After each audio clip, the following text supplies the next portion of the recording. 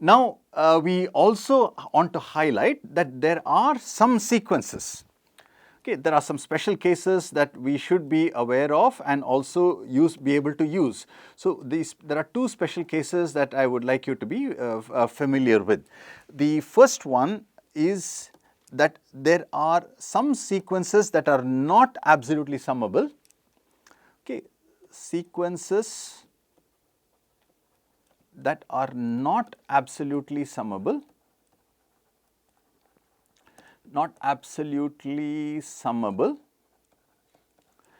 but they are square summable.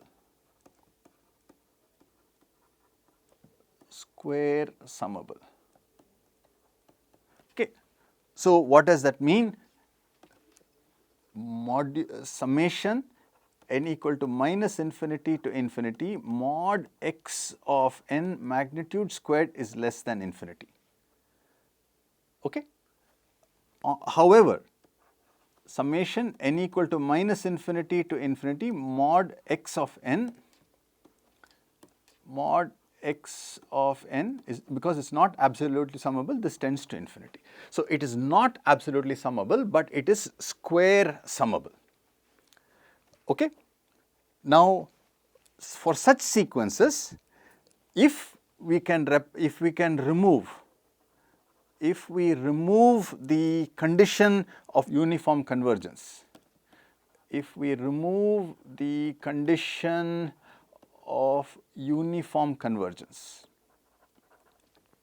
okay, we will explain it through an example. So, again we will just take it for now the absolute summability means there is uniform convergence. Now, if it is not absolutely summable, but it is square summable and you remove the condition of requirement of uniform convergence, then there are some sequences which are square summable, which will converge in the mean square sense. Okay, for such sequences, DTFT will not converge uniformly, but will converges in the mean square sense. Okay, and there is a very powerful example to highlight that. We will be discussing it in today's lecture a little bit later.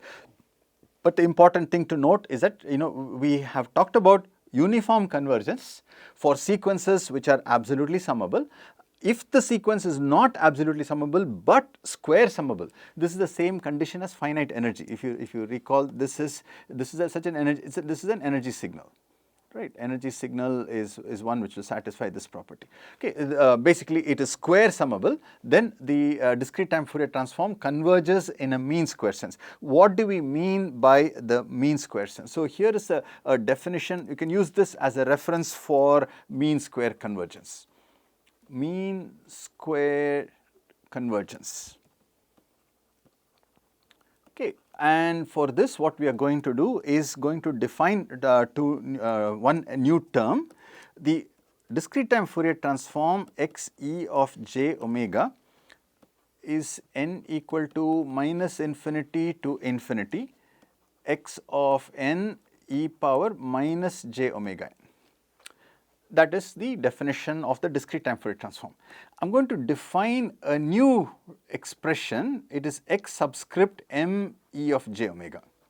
Okay, it is the discrete time Fourier transform. Expression is similar, but the summation does not go from minus infinity to infinity, but it goes from minus m to m. So, basically what you are taking is not minus infinity to infinity, but you are taking a finite window from minus m to m, the same expression, x of n e power minus j omega n. Now, uniform convergence,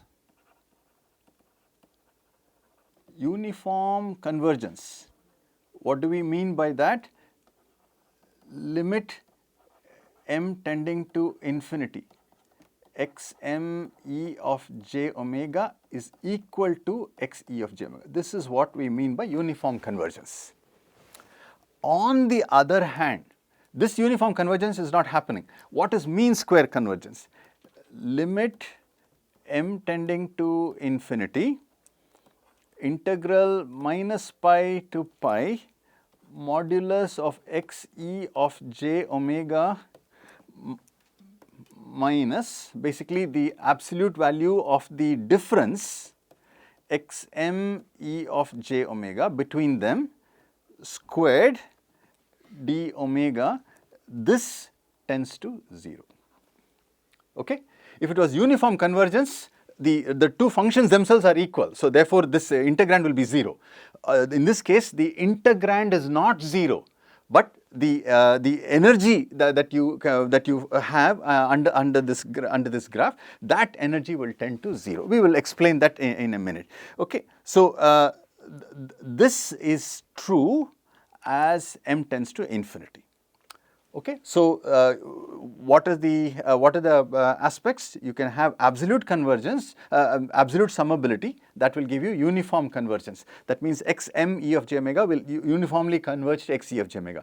On the other hand, if you have square summability, then what you have is not uniform convergence, but you will have a condition known as the mean square convergence, where the error between them starts to get smaller and smaller, but it does not go to 0. Okay, so that is the key thing to take away from here. All right. So now we will move on to a set of examples which are cases where basically I said special cases. So special case number 2. Special cases number 2. Okay. So there are sequences which are neither absolutely summable nor square summable. Okay. So, discrete time Fourier transform can exist for some sequences that are not absolutely summable,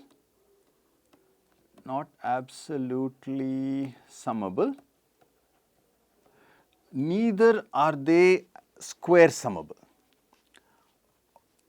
and not square summable. Okay, and actually this is a very important class of functions that we are encountering, which belong to this category. So here is a few of those, something for you to keep in mind, because this is a useful result that we will use many times in our expression in our study. Okay. So let us look through the form of a couple of examples. The first example is xe of j omega has got a Dirac delta. Okay, summation k equal to minus infinity to infinity 2 pi times delta of omega plus 2 pi k. Okay, good idea to sketch it. There is a Dirac delta at omega equal to 0.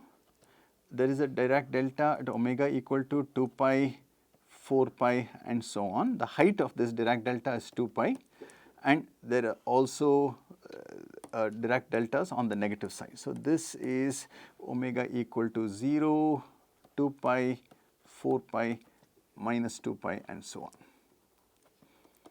Okay, these are all Dirac deltas. So, you know the behavior of a Dirac delta we have defined. It is non-zero everywhere and except at omega equal to where the Dirac delta occurs, and there it goes to infinity. So Dirac delta is usually a difficult function to work with, and so you can understand that this may be in a class of functions which are somewhat unique. So let us apply the discrete time Fourier transform. Applying the inverse discrete time Fourier transform, inverse DTFT, what do we get? So, we get x of n equal to 1 over 2 pi integral minus pi to pi. Okay, so which means that you must look over the region minus pi to pi. So, minus pi to pi gives you only one Dirac delta, and the Dirac delta has got a height of 2 pi. 2 pi delta of omega, and now we have to apply the rest of the inverse DTFT, e power j omega n d omega. Okay. Now, this 2 pi and 2 pi will cancel. The delta of omega is non-zero only at omega equal to 0, and when you do the integration from minus pi to pi, this will give you a value equal to 1. Okay. So, this is a case where x of n equal to 1 for all values of n. So, it is like the unit step, but the ones are there on both sides, starting at n equal to 0, positive side and negative side. So, basically it is like a DC term. All the samples carry the same value equal to 1. Now, you can clearly see that this is a sequence that is not absolutely summable,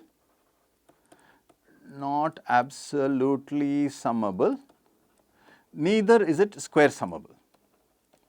Right, because both the case is not a finite energy signal, not square summable. But because we have allowed Dirac deltas into the expression for xe of j omega, and with the Dirac delta we can't talk about uniform convergence and all. The fact that it exists is exists. So, not square summable. Okay. However, the discrete time Fourier transform exists. So, x of n equal to 1 for all n has got a discrete time Fourier transform, which is given by summation k equal to minus infinity to infinity 2 pi times delta of omega plus 2 pi k. Okay. This is the expression for xe of j omega. xe of j omega, and you can see that inherently, because of the summation and the shifts in the Dirac deltas, this is a function that is periodic with period equal to 2 pi. You have an example of a case where a sequence which is not square summable, not absolutely summable, but the discrete time Fourier transform exists, where we have allowed the presence of a Dirac delta. Okay. Now, a related example which is also very powerful for us is the following. Okay. Example number 2, xe of j omega is another sequence of Dirac deltas, but they are not occurring at omega equal to 0. So, they are occurring slightly offset, k equal to minus infinity to infinity 2 pi times delta of omega minus omega 0 plus 2 pi k. So, same figure as last time. Instead of omega equal to 0, place the Dirac delta at omega 0 plus 2 pi, omega 0 plus 4 pi, and on both sides. So, basically so here again this is we will apply the inverse DTFT. So, integral 1 over 2 pi integral minus pi to pi, what you will get is delta of omega minus omega naught e power j omega n d omega, and this comes out to be e power j omega naught n. Okay, e power n. So, x of n equal to e power j omega naught n, complex exponential, cosine plus sine, you can think of it, but this is a complex exponential. Now, this is a two-sided function. It is not absolutely summable, it is not square summable, but it has a Fourier transform, discrete time Fourier transform, where we have permitted the Dirac deltas. So, summation k equal to minus infinity to infinity 2 pi times delta of omega minus omega naught plus 2 pi k. Okay.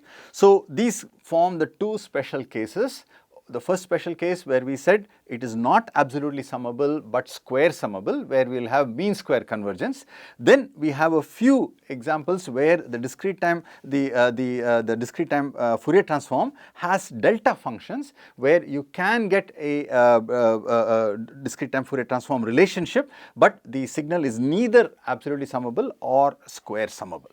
Okay, so I hope you will have this picture in mind, and we can build on it as we go forward.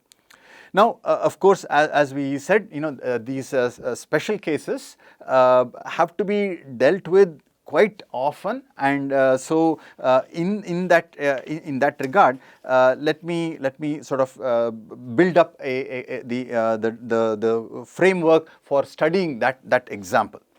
Okay, so we will look at another example. Let me call it as example 3. Okay, and we will look at it in the following manner.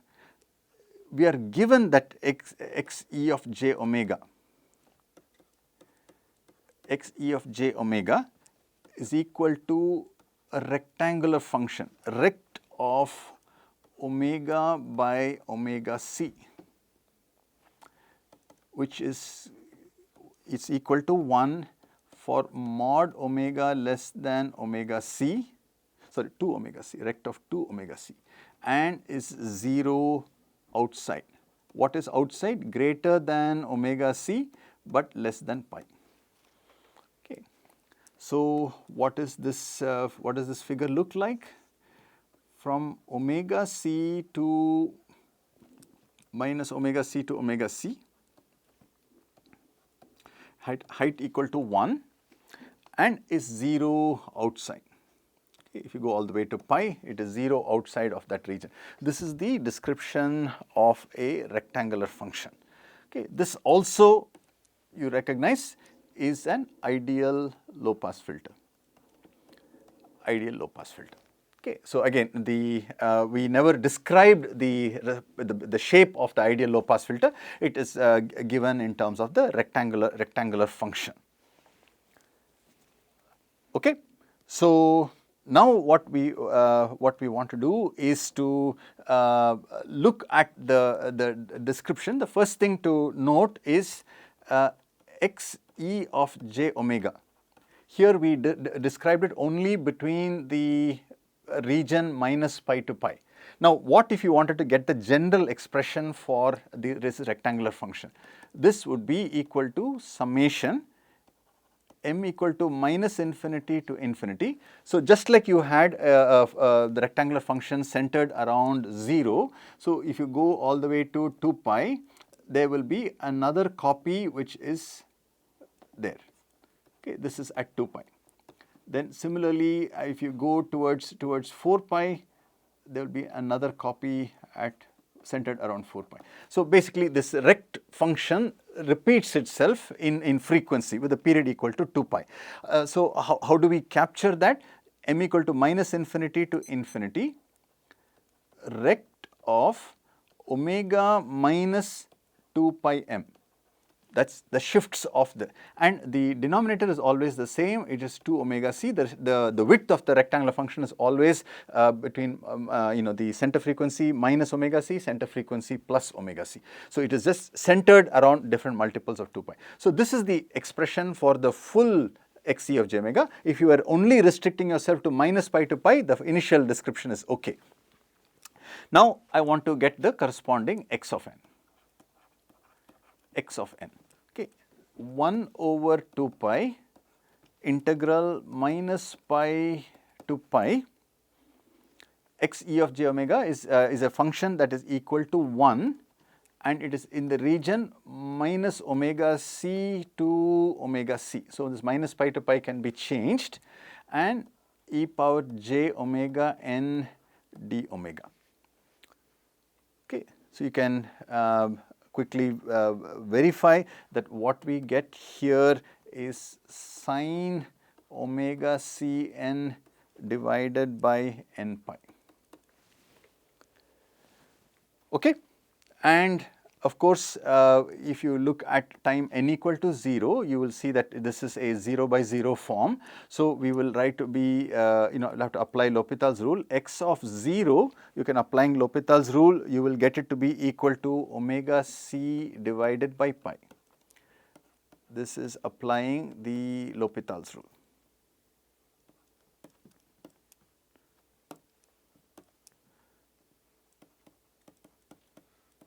L'Hopital rule. Okay, and otherwise the expression is x of n. This is for n equal to 0, and for n not equal to 0, it is equal to sine omega c n divided by n pi. This is for n not equal to 0. Okay. Now, just as a good exercise, you can also verify that this expression, if you write it not as a sine function but as a sinc function, this will come out to be omega c divided by pi sinc of omega c n divided by pi. Again, this is a exercise for you to do so that you can write down the expression and verify, but again, this is not what we are focusing on. So the final result is that omega c divided by pi sinc omega c n divided by pi. This is the rectangular, this is the time domain function. This has got the Fourier transform which is given by the rectangular function in the frequency domain. M equal to minus infinity to infinity rect of omega minus 2 pi m divided by 2 times omega c. Okay, very good, because this is a very important result, and we should look at this fairly carefully. So let me use this as an opportunity to introduce for you an important result which we will be studying in detail now. Okay, so let me introduce that. Okay, so what we want to look at is this impulse response of the of this ideal low pass filter. If you look at it, what is its impulse response? X of n is equal to sine omega c n divided by n pi. Okay. Now, is it absolutely summable? Summation n equal to minus infinity to infinity, okay, on both sides, modulus of sine omega c n divided by n pi. Okay. We can say that this is upper bounded by 1 over pi summation n equal to minus infinity to infinity of 1 over n modulus. Okay, so basically you will get a, so this is, we have discussed it before, this is a harmonic series which does not converge,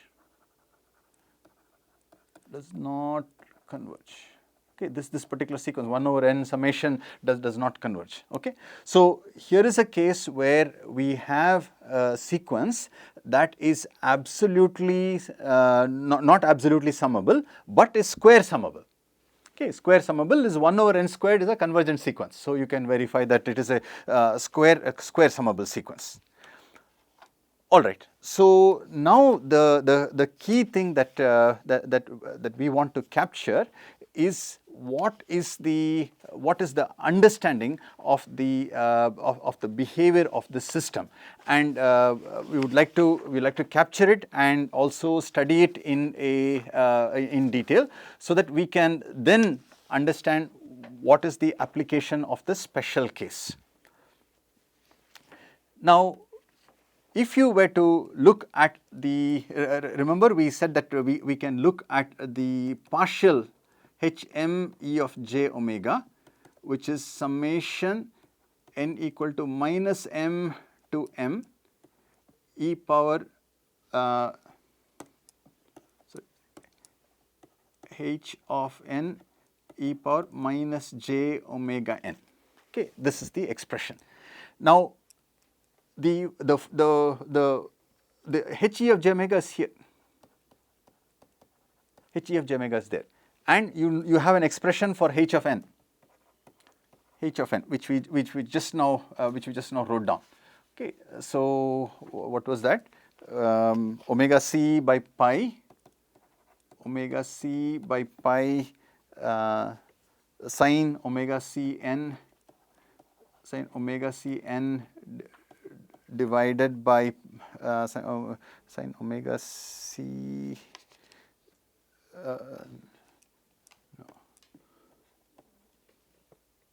omega c, that will be sinc, yeah, sorry, it should be sinc omega cn divided by pi.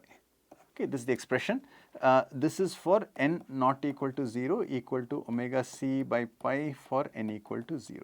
Okay, so we have the expression for that. Now, if you compute h of m with only one term, okay, so m is going from -1 to 1, this expression. So that means there will be a total of 3 terms in the summation, m equal to -1, 0 and 1.